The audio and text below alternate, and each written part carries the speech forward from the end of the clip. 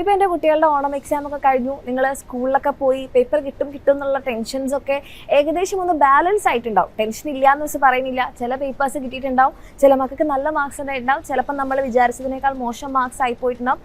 പക്ഷേ നമ്മളിപ്പോൾ അതെല്ലാം ആക്സെപ്റ്റ് ചെയ്തൊരു റിയാലിറ്റിയിലേക്ക് എത്തി നിൽക്കുകയാണ് അല്ലേ. എന്താണ് ആ റിയാലിറ്റി? പഠിച്ചിട്ടില്ലെങ്കിൽ നമുക്ക് ഒന്നും ചെയ്യാൻ പറ്റില്ല അല്ലേ. കോൺസെപ്റ്റ് മനസ്സിലാക്കി പഠിച്ചിട്ടില്ലെങ്കിൽ നമുക്ക് ആൻസേഴ്സ് എഴുതാൻ വേണ്ടി പറ്റില്ല. അതുമാത്രമല്ല, എക്സാമിൻ്റെ തലേന്ന് വരെ നമ്മൾ എന്ത് ചെയ്യാണ്, ഇങ്ങനെ പഠിക്കാതെ ഇരുന്ന് കഴിഞ്ഞിട്ട് എക്സാമിൻ്റെ ദിവസം നമ്മൾ ഇരുന്ന് കഷ്ടപ്പെട്ട് പഠിച്ചു, 3 മണി വരെ പഠിച്ചു, 4 മണി വരെ പഠിച്ചു, എല്ലാം റിവൈസ് ചെയ്തു, കുറേ ചോദ്യങ്ങൾ ചെയ്തു, ഒരു കാര്യം ഉണ്ടാവില്ല. നമുക്ക് എക്സാം ഹാളിൽ എത്തിക്കഴിഞ്ഞാൽ നമുക്ക് മൊത്തം ഒരു ടെൻഷനായിരിക്കും. അത് മാത്രമല്ല, ആകെ കൂടെ നമുക്ക് എന്ത് എഴുതണമെന്ന് നമുക്ക് ഫുള്ളി ബ്ലാങ്ക് ആവുന്ന ഒരു സിറ്റുവേഷൻ ആയിരിക്കും. ഇതെൻ്റെ കുട്ടികൾ എല്ലാവരും എക്സാം ടൈമിൽ ഫേസ് ചെയ്തെന്ന് മിസ്സിനറിയാം. അതെന്നെ കാര്യം മിസ് വീണ്ടും റിപ്പീറ്റ് ചെയ്യുന്നില്ല. പക്ഷേ ഒരു കാര്യം മിസ് ഉറപ്പിച്ച് പറയാം അല്ലെ, നമ്മുടെ ഈ എക്സാമിന് മുൻപ്, ഓണം എക്സാമിന് മുൻപ് നമ്മുടെ ഗവൺമെൻറ് നമ്മളോട് പറഞ്ഞു പേപ്പർ ടഫാവും. നമ്മളെല്ലാവരും, ടീച്ചേഴ്സ് എല്ലാവരും വീഡിയോസിലൂടെയും ഷോർട്സിലൂടെയും ക്ലാസ്സുകളിലും നിങ്ങളെ ഓർമ്മിപ്പിച്ചു എക്സാം ടഫാവും, പഠിക്കണം. അപ്പം നമ്മൾ ചില്ലായെടുത്തു അല്ലേ. അതേപോലെ ഒരു റിമൈൻഡർ കൂടിയാണ് മിസ് ഇപ്പോൾ പറയുന്നത്. മക്കളെ, ഇനി നിങ്ങളുടെ കയ്യിൽ വളരെ കുറച്ച് മാസങ്ങൾ കൂടിയുള്ളൂ. ആ മാസങ്ങൾ നിങ്ങൾ എഫക്റ്റീവായിട്ട് ഉപയോഗിച്ചിട്ടില്ലെങ്കിൽ ഇപ്പം നിങ്ങളുടെ ഓണം എക്സാം എത്രത്തോളം നിങ്ങൾ കഷ്ടപ്പെട്ടോ അതിൻ്റെ ഡബിൾ നിങ്ങൾ കഷ്ടപ്പെടാൻ പോവുകയാണ്. നിങ്ങളെ പേടിപ്പിക്കാൻ വേണ്ടി പറയല്ല, നിങ്ങൾ ഓർമ്മപ്പെടുത്തുകയാണ്.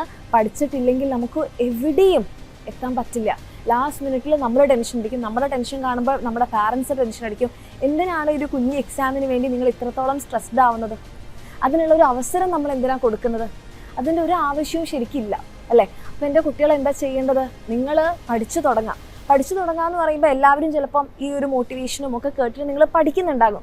പക്ഷെ ആ പഠിക്കുന്ന രീതി നിങ്ങൾ എക്സാമിൻ്റെ തലേ ദിവസം പഠിക്കാറില്ലേ?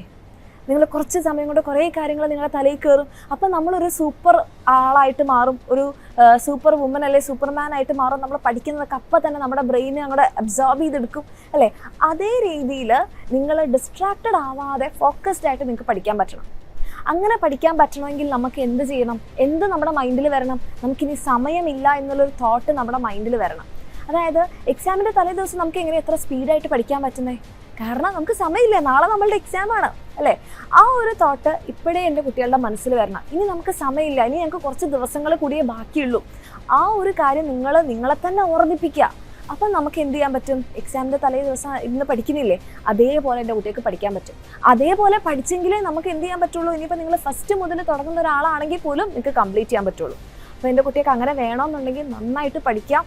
അതിന് നിങ്ങളെ ഹെൽപ്പ് ചെയ്യാൻ നിങ്ങൾക്കൊരു പ്രോപ്പറായിട്ടുള്ള ടൈം ടേബിൾ, നിങ്ങൾക്കൊരു ഗൈഡൻസ് എല്ലാം വേണമെന്നുണ്ടെങ്കിൽ നമ്മുടെ എക്സാമിൻ്റെ ബാച്ചസിൽ നിങ്ങൾക്ക് അഡ്മിഷൻ എടുക്കാം. നിങ്ങൾക്ക് പ്രോപ്പറായിട്ടുള്ള ലൈവ് ക്ലാസ്സുകളും, ആ ലൈവ് ക്ലാസ്സുകൾ കഴിഞ്ഞാൽ നിങ്ങൾക്ക് വർക്ക്ഷീറ്റ് ചെയ്യാനുണ്ടാകും, പിന്നെ ചോദ്യങ്ങൾ പ്രാക്ടീസ് ചെയ്യാനുണ്ടാവും. അത് കഴിഞ്ഞാൽ നിങ്ങൾക്ക് പ്രോപ്പറായിട്ട് എക്സാം ഉണ്ടാവും. ഇങ്ങനെ നിങ്ങളുടെ ഈ ഒരു ജേർണി കുറച്ചുകൂടി സ്മൂത്ത് ആക്കാൻ താല്പര്യം ഉണ്ടെങ്കിൽ, നോട്ട്സ് ഒക്കെ വെച്ച് നിങ്ങൾക്ക് റിവൈസ് ചെയ്യാൻ ആഗ്രഹം ഉണ്ടെങ്കിൽ എൻ്റെ മക്കൾക്ക് താഴെ കാണുന്ന നമ്പറിൽ മെസ്സേജ് ചെയ്യുക. അടിപൊളിയായിട്ട് പഠിക്കാം.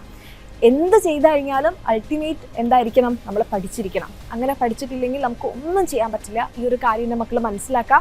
അടിപൊളിയായിട്ട് പഠിക്കുക. All the best.